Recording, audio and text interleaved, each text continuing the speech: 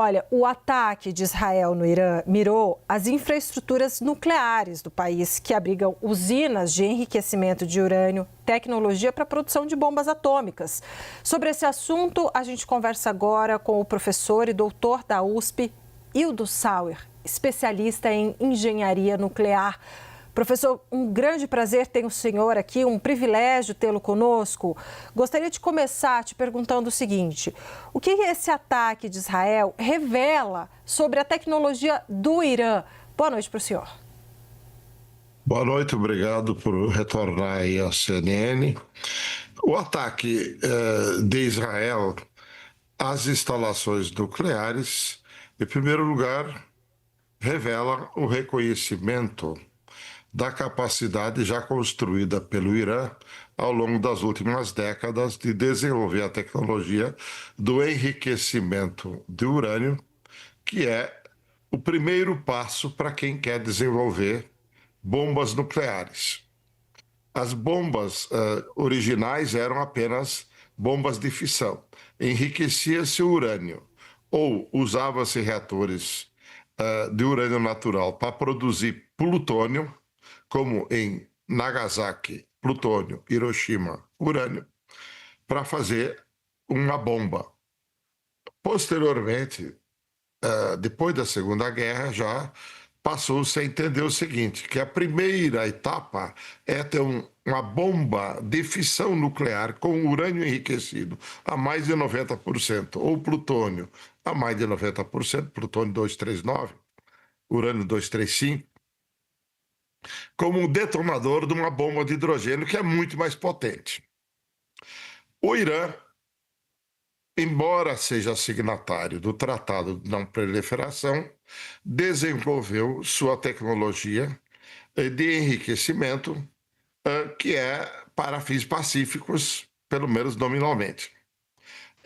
Desenvolveu a capacidade, assim como o Brasil. O Brasil tem um paralelo muito interessante com o Irã. O Brasil também desenvolveu, nós, na Marinha, com os civis, na década de 80 e 90, foi desenvolvida a tecnologia de enriquecimento ultracentrifugação semelhante que o Irã tem hoje.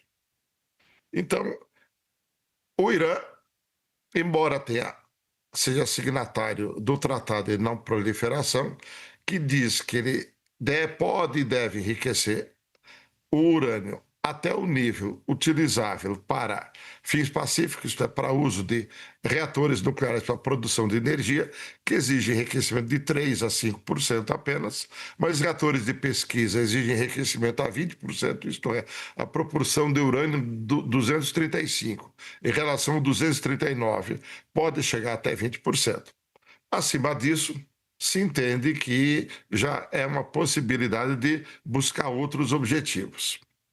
O que se sabe agora é que o parlamento do Irã, depois desse ataque de Israel, já está propondo a retirada do Irã do Tratado de Não Proliferação, o que seria um passo de dizer, não, agora nós já vamos avançar.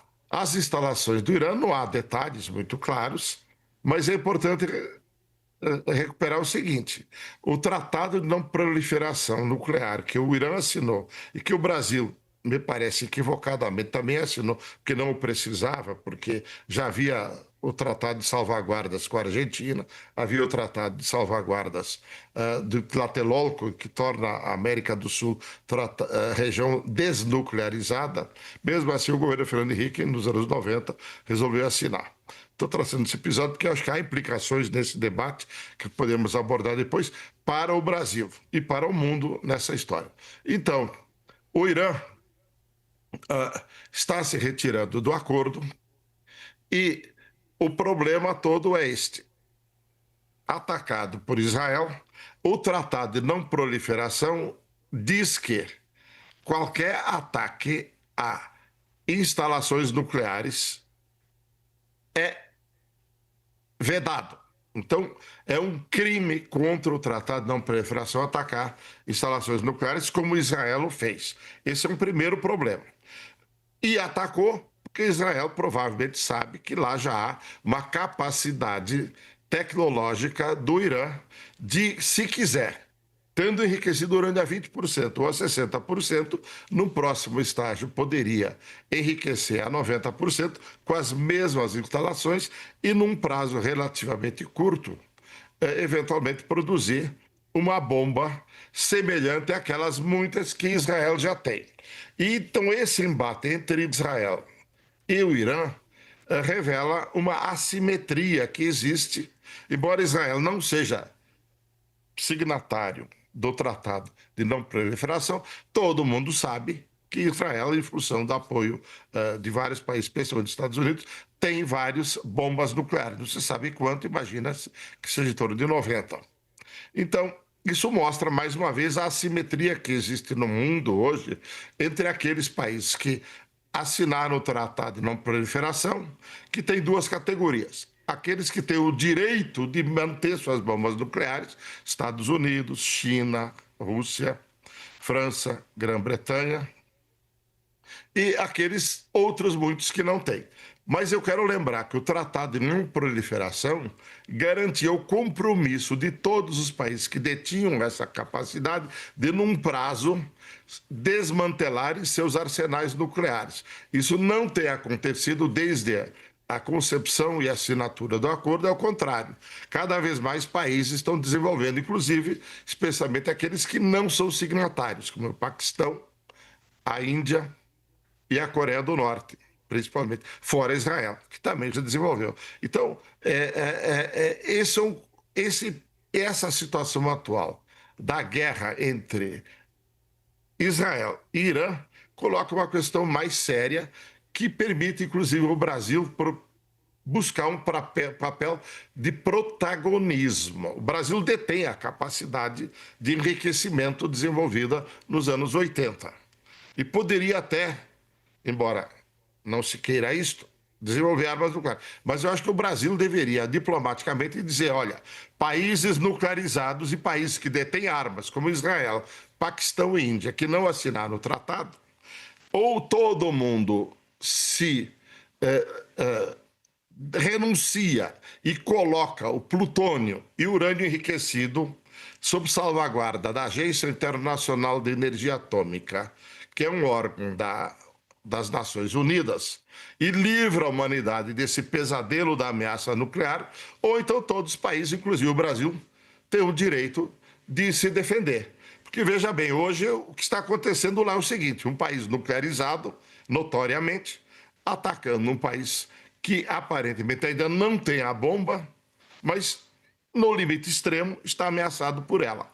Este caminho é um caminho contra a humanidade, contra a paz no mundo, e eu acho que nós, cientistas da área nuclear, nunca achamos que este conhecimento e esta capacidade deveria produzir como resultado essa enorme assimetria entre os países que detêm o poder de se impor sobre uma minoria de países, Estados Unidos, China, Rússia, Inglaterra, França, e aqueles que não assinaram o tratado, Paquistão, Índia e Israel, e Coreia do Norte, possam ter este poder sobre os demais. Me parece que, além da capacidade de enriquecimento de urânio que aparentemente o Irã já demonstrou ter, isso nos coloca num novo debate. Débora. Professor, deixa eu chamar a professora Fernanda Manhota, nossa analista de internacional, que também tem uma pergunta para o senhor. Antes, quero só falar aqui, ressaltar essa informação que a gente tem na nossa tarja, né? Informações vindas do Irã, que se Israel continuar, ataques serão mais pesados. Fernanda Manhota, sua pergunta para o professor. Professor Sauer, boa noite. Muito obrigada por aceitar participar conosco aqui na CNN Brasil. Eu gostaria, professor, de dirigir ao senhor duas perguntas que têm, de alguma forma, certa complementaridade entre elas. A primeira é sobre o quão autônomo um país em geral, e o Irã em particular, costuma ser nesse processo de desenvolvimento do seu arsenal nuclear, do seu programa nuclear. Por que eu lhe pergunto isso? Até para a nossa audiência entender melhor. melhor. O Irã tem hoje todos os insumos, os recursos, ele tem condições de forma independente de seguir adiante com esse programa, ou ele é dependente de recursos e de projetos de cooperação com outros países, com aliados? E aí, nesse caso, quem seriam eles? Essa é a minha primeira pergunta.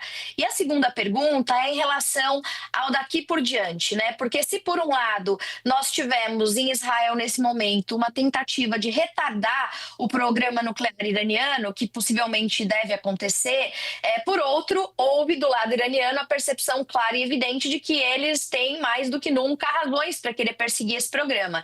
E deve ser bastante improvável que eles desistam do programa.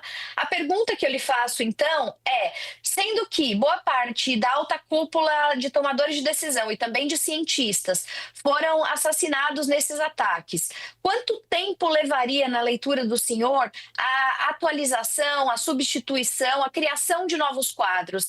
Eu digo isso porque nós, como acadêmicos, sabemos que criar conhecimento e, enfim, chegar na pesquisa de ponta com os maiores especialistas em qualquer área é um desafio. Imagino que não seja tão simples substituir pessoas de tão alto escalão e de tão especializado conhecimento.